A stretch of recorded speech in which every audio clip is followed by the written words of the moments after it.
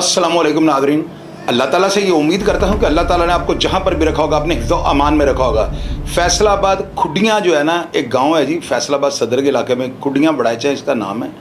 ये गांव जो है ना, बदमाशी के लिहाज से, गुंडागर्दी, आतंकवाद के लिहाज से जो है ना पूरे फैसलाबाद में मशहूर है। कल मैंने एक प्रोग्राम किया था और मैंने आपको बताया था कि पुलिस वालों ने मस्जिद के बाहर जो फायरिंग की है और अंदर जो है ना मस्जिद के जो इन्होंने यानी अजीबोगरीब किस्म के जो अल्फाज इस्तेमाल करके ऐलानात किए ना, मैंने उनकी भरपूर मजम्मत की थी। अब जाहिर है कि उस वक्त वो वीडियोज़ जो थी वो व्हाट्सएप ग्रुपों में चल रही थी और जो हालात सामने आने थे, मैंने एज ए क्राइम एनालिस्ट मैंने वही चीज़ें आपके सामने रख रही जो मेरी समझ बूझ जो है ना काम कर रही थी। मैंने तस्वीरें भी ली, मैंने उनको जूम करके जो है ना गाड़ियों पे नाम पड़े कि ये किस किस थाने की गाड़ी हैं। तो मैं अब इस सारे वाक़या के पीछे की जो मुहरक़ात है वो आपके साथ शेयर करने लगा हूँ और वो हालात जिनकी वजह से पुलिस को इस हद तक जाना पड़ा, ये सारी बातें आपसे शेयर करने लगा हूँ। नाज़रीन, वाक़या जो है ना इसके पीछे की मुहरक़ात कुछ इस तरह से हैं। जो खुडियाँ बड़ाइचा एक गाँव है ना, यहाँ पर एक बरादरी जो है ना, एक हमारी कम्युनिटी है, उन्होंने अपना एक दरबार बना रखा था जो उनके आबाओ अजदाद से जो है ना वहाँ पर लोग आते जाते थे और बड़ा यानी कि लोगों का जमे गफ़ीर होता था। वहाँ पर एक क्रिमिनल आदमी था जिसका नाम वक्कास शाह था। उसने इस दरबार को जो है ना एक बड़ी बेहतरीन और मजबूत बना रखा था।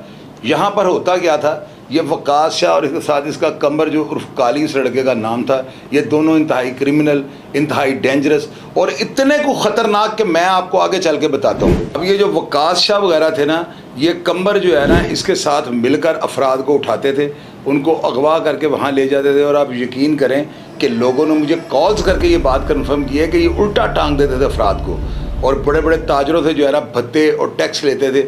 और आपको पता है ये इतना बड़ा जुर्म है, ये अगेंस्ट स्टेट होता है। यानी अगर आप किसी से तावान लेते हैं या जग्गा टैक्स या भत्ताखोरी करते हैं तो ये स्टेट जो आपके सामने खड़ी हो जाती है। ये इतना बड़ा जुर्म होता है और ये 780 के जो है ना ज़िम्मे में आता है और इसकी अलग से सजाए मौत है।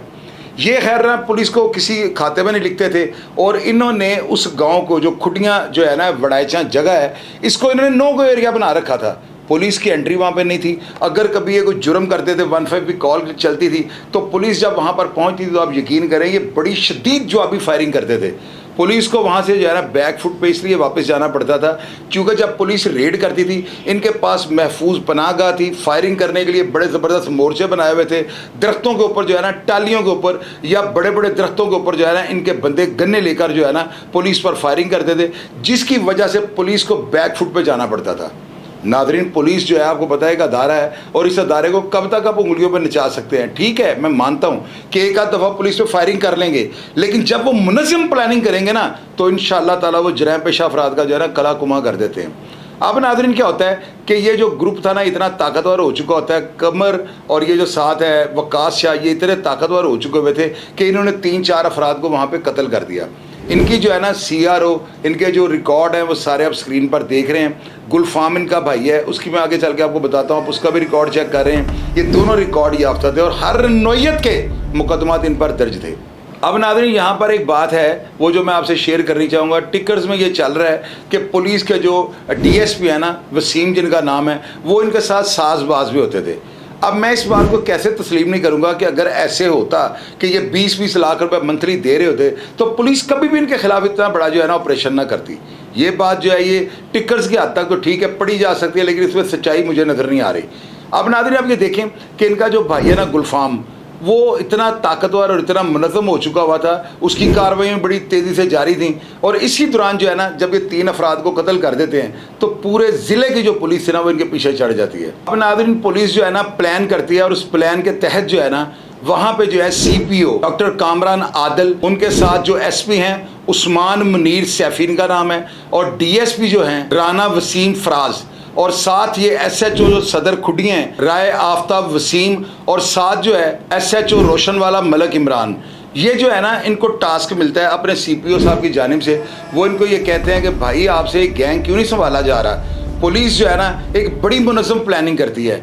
पुलिस वाले जो है ना सोचते हैं कि अब अगर हमने इनके ऊपर अटैक किया तो हमने इनको जो है ना सफ़ा हस्ती से मिटा देने हैं। पुलिस इनके ऊपर रेड करती है। उस फायरिंग में जो है ना इनके एक SHO को जो शदीद ज़ख्मी कर दिया जाता है, लेकिन वहाँ पर एलिट फोर्स को भी तलब करने के बावजूद जो है ना इनकी गिरफ्तारी अमल में नहीं आती। अब ये कत्लों के इश्तिहारी थे और ये बिहाड़ी के किसी इलाके में जाकर जो है ना पनाह ले लेते हैं। पुलिस को जो है ना इनकी लोकेशन CDR, और आपको पता है इतने साइंसी हालात पुलिस के पास मुयसर है कि पुलिस इनका सुराग लगा लेती है। अब यहाँ पर जो है ना DSP सदर सर्कल के जो होते हैं वो अपने 2 SHO, एक रोशन वाला और दूसरे जो होते हैं ना खुडियाँ के SHO, इनको साथ लेते हैं, टीम को साथ लेते हैं, एलर्ट फोर्स के डाले लेते हैं और ये विहाड़ी में किसी जगह पर रेड करते हैं। और उस रेड में जो है ना ये कामयाब ऑपरेशन करने के बाद जो है ना वकास को और कमर को कैफरे किरदार पर पहुंचाने में कामयाब हो जाते हैं। अब नाज़रीन अब यहाँ पे देखें कि वो पुलिस मुकाबला हो गया, इसके बाद आपको पता है कि वर्षा जो है, अब इसके वालिदैन जो हैं, इनके जो बड़े हैं या गांव के कुछ अफराद ने प्रेस कॉन्फ्रेंस की, पुलिस के ऊपर जो है बड़े इल्ज़ामात लगाए और ये भी कहा कि जी पुलिस वाले पहले पैसे लेते थे, जब पैसे देने बंद कर दिए तो पुलिस वालों ने इनको मुकाबले में मार दिया। नाज़रीन ये बात तो मेरी समझ में ना आती है, ना ही आपकी समझ में आएगी। और इसके पीछे की जो मुहरक़ात है ना वो ये हैं कि ये इतने ताकतवर हो चुके हुए थे कि इन्होंने उस इलाके को, खुडियाँ जो थी ना बड़ाइचा, उसको इन्होंने नो-गो एरिया बना दिया हुआ था और बाकायदा वहाँ पर इन्होंने बोर्ड अवेजा कर रखे थे कि पुलिस अगर इस इलाके में आई तो खुद जिम्मेदार होगी।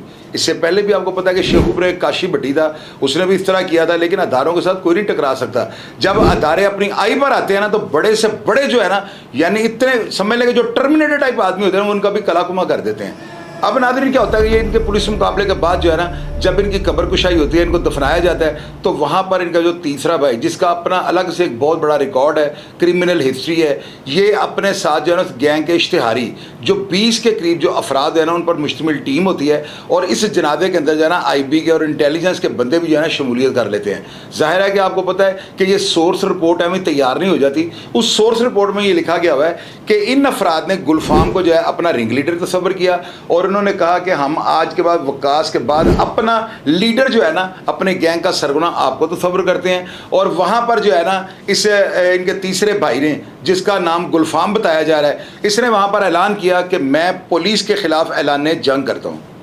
यानी इसका मतलब क्या है, अदारे के ख़िलाफ़, पाकिस्तान का सबसे मजबूत अदारा पुलिस, उसके खिलाफ इससे जो है ना क्रैक डाउन का जो है ना अपने साथियों के ज़रिए जो है ऐलान कर दिया और ये कहा कि हमें पुलिस अब जहाँ पे नज़र आएगी हम पुलिस वाले मारेंगे। तो नाज़रीन ये मुझे बताएंगे, स्टेट को आप इस तरह की धमकी देने के बाद आप ज़िंदा रह सकते हैं? क्या स्टेट आपको छोड़ेगी? क्या स्टेट के आप मामे के बेटे लगते हैं कि जो पुलिस आपके साथ नरम गोचा रख के जो है रियायत कर जाएगी? और इसके बाद जो है इन्होंने इल्ज़ाम ये लगाए हैं कि DSP सर्कल के ऊपर कि जी वो पहले पैसे लेते थे, और जब आप पुलिस के ऊपर इस तरह के इल्ज़ामात लगाएंगे और आपको प्रूफ नहीं होगा तो पुलिस किस तरह जो है वो आग बगोला हो जाएगी और वो किस प्लान के साथ और किस ताकत और जिद्दत के साथ आपके ऊपर अटैक करेंगे, इस चीज़ का आपको अंदाज़ा ही नहीं है।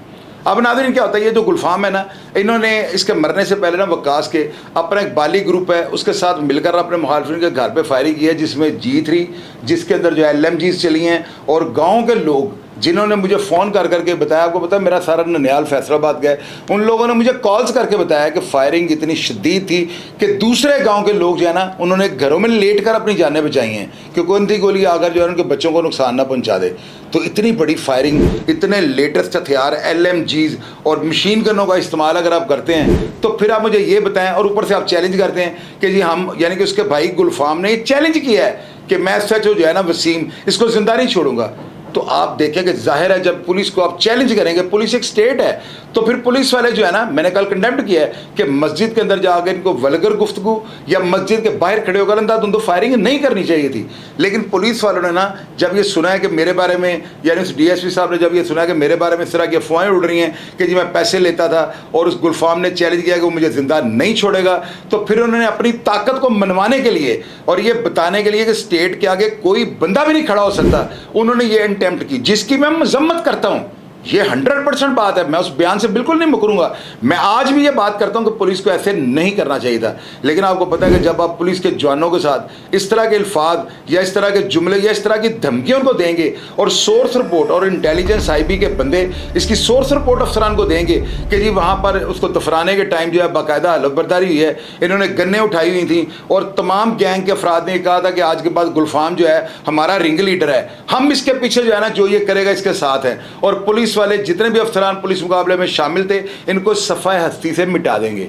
तो क्या ये छोटा चैलेंज था? अब ऐसे चैलेंज के बाद ये किस तरह अफराद ज़िंदा रह सकते थे? नादरी जो गुलफाम है इसके पीछे पुलिस वाले चढ़ गए हुए हैं, और कल जो ऐलान हो रहा था उसमें SHO वाज़ेह लफ्ज़ों में ये कह रहे हैं कि गुलफाम तुम धमकियाँ दे रहे थे तो हम आए हुए हैं, अगर हिम्मत है तो बाहर आ जाओ। इनको ये ऐलान WhatsApp ग्रुपों में करना चाहिए था इनको ये स्टेटमेंट व्हाट्सएप ग्रुपों में देनी चाहिए थी, ना कि मस्जिद के अंदर दाखिल होकर। इस चीज़ की मैं आज भी मजम्मत करता हूँ कि इनको इतना जज्बाती होकर मस्जिद के अंदर जाकर ये ऐलान करने की ज़रूरत नहीं थी। लेकिन ठीक है, अगर उन्होंने गुनाह किया तो खुदा की ज़ात इनको खुद पूछेगी। लेकिन मैं ये कहना चाहता हूँ कि कोई शख्स स्टेट को इस तरह चैलेंज करने के बाद ज़िंदा रह सकता है, मुझे आपने ज़रूर बताना है। अब नाज़रीन, आप ये देखें, जो स्क्रीन पर आपको मैं तस्वीर दिखा रहा हूँ ना, ये उस गुलफाम की है जिसको इन शूटरों ने, इन जो उजरती कातलों ने या इन रिकॉर्ड याफ्ता अफराद ने अपना रिंग लीडर तस्वर किया है। अब नाज़रीन, मैं तो यही कहूँगा कि इसको भी मौत का टिकट मिल गया हुआ है। मैं तो नहीं कभी भी इस बात को मानूंगा कि पुलिस वाले इसको ज़िंदा छोड़ेंगे। पुलिस वालों को किसी भी हद पर जाना पड़ गया तो वो डेफिनेटली जाएंगे और इसका कलाकुमा कर देंगे। आपको शायद इस चीज़ का अंदाज़ा नहीं कि कामरान आदिल जो वहाँ पर CPO लगे हुए हैं ना, ये इतने को दबंग हैं कि वो इनकी गिरफ्त से नहीं बच सकता। उनको कितनी भी फोर्स बुलानी पड़ी वो बुलाएंगे और इसको कैफरे किरदार पर पहुंचा देंगे। इसके बड़ों ने जब प्रेस कॉन्फ्रेंस किया, तस्वीर आप देख रहे हैं, इस तस्वीर में इन्होंने गांव को कुछ अफराद को इकट्ठा किया हुआ है और वही बात कर रहे हैं कि मेरे बेटों को बेगुनाह मार दिया गया। नाज़रीन, आप खुद अंदाज़ा लगाएं कि जिस बंदे की इतनी बड़ी क्रिमिनल हिस्ट्री हो, वो अफराद को, ताजरों को उठाकर अपने गांव में ले जाते हैं, खुटियाँ वड़ाइचा में ले जाकर तशद्दुद का निशाना बनाते हैं, उल्टा लटका देते हैं। 15 पर कॉल होती है, पुलिस आती है तो ये इतना ज़बरदस्त जवाबी हमला करते हैं कि पुलिस को जो है ना, महफूज पनाह का नाम मिलने की वजह से बैकफुट पर जाना पड़ता है। और इसको ये अपनी दीदा दलेरी और अपनी जीत समझते थे। हालांकि ये जीत नहीं थी, इनकी बहुत बड़ी हार थी। नाज़रीन, ऐसे कभी भी नहीं होता। हिस्ट्री को पढ़कर देखें, प्रेडिक्शन जो है ना कभी भी कामयाब नहीं होती। मैं कोई ऐसी बात कर दूं वो हो ही नहीं सकती। यहाँ पर आप तारीख को पढ़कर जो है ना उसका मुतालिया करने के बाद इबरत हासिल कर सकते हैं। तारीख क्या बताती है? तारीख ये बताती है कि जिस शख्स ने भी अदारों को ललकारने की कोशिश की, अदारों को खुलेआम चैलेंज किया, पुलिस अफसरान ने और अदारों ने उसका हमेशा के लिए जो है कलाकुमा कर दिया और उसको जहन्नम वासिल कर दिया। मैं तो यही बात करूंगा कि अगर ये स्टोरी रियलिटी पर है और मेरे साथ जितने भी जो लोगों ने राब्ता करके जो बातें बताई हैं, अगर ये 110% हैं तो फिर पुलिस क्या करती? मुझे आप ये बताएं। पुलिस इनको ना मारती तो क्या खुलेआम जो है इनको मौत बांटने के लिए जिंदा छोड़ देती? हमेशा से जो है ना जराइम पेशा अफराद का कलाकुमा ऐसे ही हुआ है। जब उन्होंने अदारों के साथ टकराने की कोशिश किया तो अदारों ने फिर अपनी ताकत दिखाते हुए जो है ना उस शख्स को ज़रूर ज़रूर पुलिस मुकाबले में पार किया है। अगर ये पुलिस मुकाबले गलत हैं तो ये पुलिस वालों का जो है ना हिसाब अल्लाह के साथ है। अगर ये जेन्युइन पुलिस मुकाबले हैं तो आप लोग नीचे कमेंट बॉक्स में लाजमी लिखिएगा कि इन अफराद का कलाकुमा कर देना इस धरती के ऊपर जो है ना CPO साहब का बहुत बड़ा एहसान है। जो भी हालात आप जानते हैं या कोई ऐसी बात जो इस प्रोग्राम में मैं ना शेयर कर सका और आपके नॉलेज में वो बात और लोग उसको पढ़ने के बाद इबरत हासिल कर सके तो लाजमी कमेंट बॉक्स में लिखिएगा। ये आपका अव्वलीन फ्रीद है। प्रोग्राम के बारे में आपकी जो भी राय होगी मैं उसका कमेंट बॉक्स में आपको रिप्लाई करने की कोशिश करूँगा। अपना ढेर सारा ख्याल रखिएगा जी। पाकिस्तान जिंदाबाद।